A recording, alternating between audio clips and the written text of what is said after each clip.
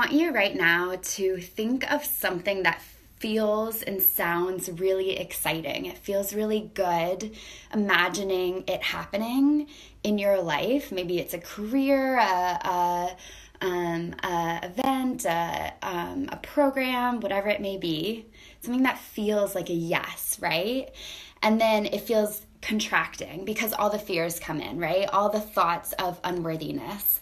This is like the number one thing that holds us back in life is comparison. It truly is the killer of joy because we see other people doing things that we want and we feel jealous and we think, no way that could be me, or I'm not good enough, or whatever the talk may be. And that's just not true. Anytime you feel jealousy or comparing yourself to someone that you deep down wish you were more like, is just a reflection of a gift inside of you that you're not fully honoring, loving, and expressing.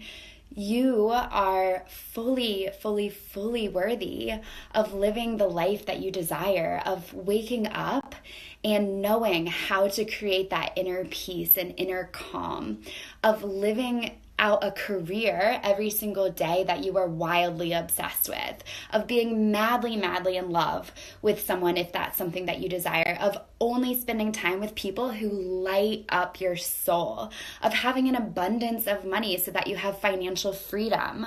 You are worthy of all of that. And not just worthy, but people need you. Like, they need your light. You have light inside of you. It might be covered right now, or you might be hiding it with guilt and shame and self-deprecating thoughts and feeling like you're not good enough. But that's not true. You are perfect just as you are. You really are. And that is one huge thing that I had to learn and overcome as I was healing is loving all sides of me and starting to accept them and look at them and realize, wow, like my voice is high, but I'm going to learn to love it. That was one thing I used to hate.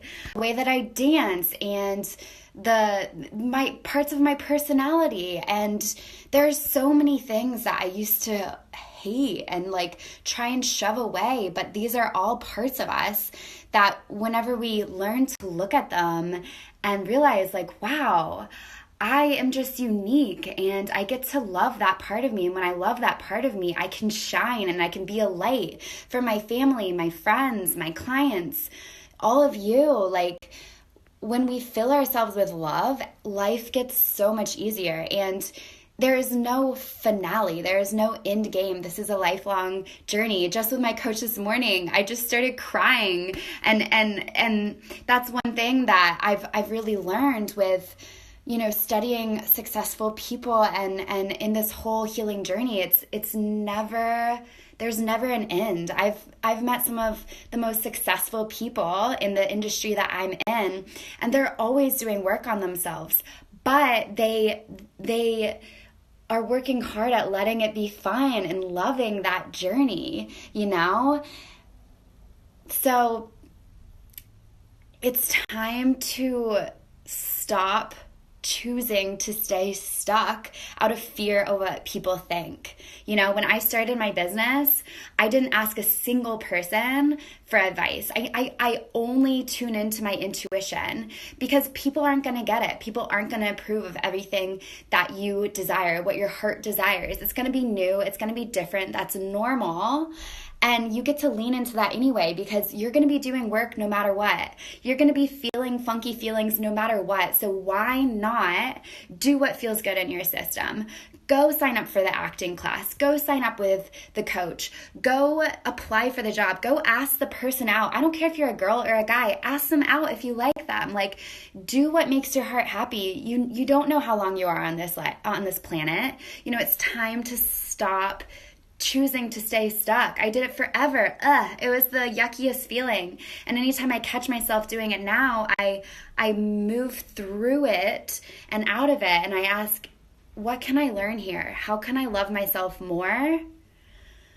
You are so worthy. You are so worthy of. Okay, so let's recap that random live training. One, no one has it all together. No one. The most successful people in the world do not have it all together. Unless they're Jesus or Buddha or some enlightened being, they do not have it all together. So when you see someone on social media or in life or on TV and you think they're perfect, I promise you they're not. And if they say they are, they probably feel just like you do, and they just don't want that to be seen, and that's okay. But no one has it all together, and that's okay. That we don't need to spiral there. We can feel pain and have the tools to be so at peace in the midst of external chaos, okay? Number 2 is this: life is short. Follow your heart, follow what lights you up, and lean into the fears and the resistance. When something feels expansive and then you have all of this mental chatter come in, that doesn't mean don't do it. You'll know if it's a no. You'll feel it deep in your gut, and it will just be no. There's no debate. But when we feel the fear, you can change your relationship to the fear. And now when I feel fear, it's like, okay, what do I get to learn? What do I get to step into? How do I get to up level? Because that's guiding us a lot of the times to our best life. It is a normal human function to feel fear in our brain, but that doesn't mean we need to not do it. That means we're going to stay stuck. I actually just got off a client call, and my client is 26 or 27, and he said, this is the first time in my life, we've been working together for 8 weeks, he said, this is the first time in my life that I am choosing me over my fear. And he was like, I can't believe it. It feels so good to choose me because I'm not staying stuck anymore. And he said something so wise. He said, I realized that the fear, when I would say yes to my fear, it was just keeping me in guilt and self-deprecating thoughts and beating myself up.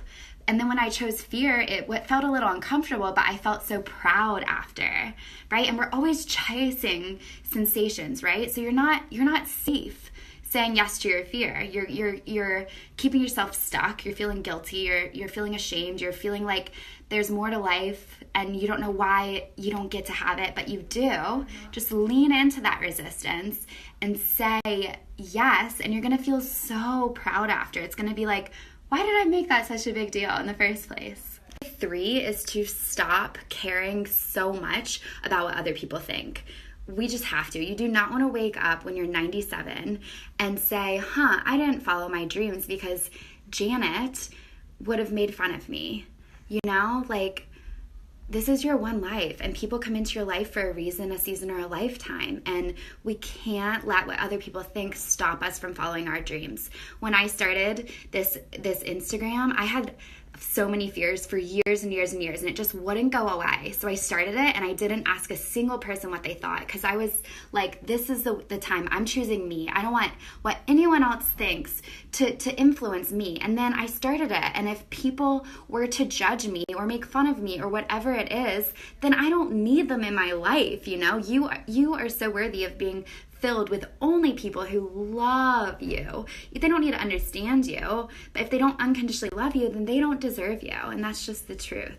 Number 4 is that you are so worthy of shining bright, of speaking your truth, of feeling so confident, of fully trusting yourself, of saying yes when something feels good and saying no when something doesn't feel good, and only doing that, literally. You are so worthy of chasing your dreams and being so filled with peace and just knowing how to feel good even when the external world could be different. Number 5 is that your desires were placed on your heart for a reason. Think about that thing you care about in the world. Maybe it's animals or nature or helping other humans or whatever it may be, whatever you care about, that was placed on your heart for a reason. There are people who need you. There are causes that need you. Your family or your future family, your partner or your future partner, your kids or your future kids, even your pets.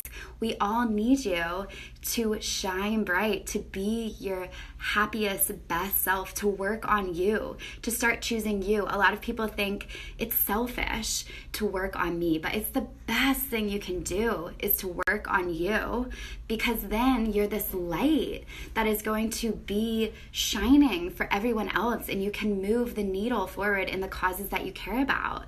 Your desires are placed on your heart for a reason, and it is time to follow them and start choosing you. Thank you for coming to my TED Talk. If that sounds like something you want and you're ready to become that light and stop self-sabotaging and really love yourself fully, understand who you are, all of that good stuff, so that you can shine bright and really positively influence everyone that you care about and the entire world, then apply for the Becoming Magnetic Masterclass. We start next week. Hit me up in the DMs and I will answer any of your questions. Love you.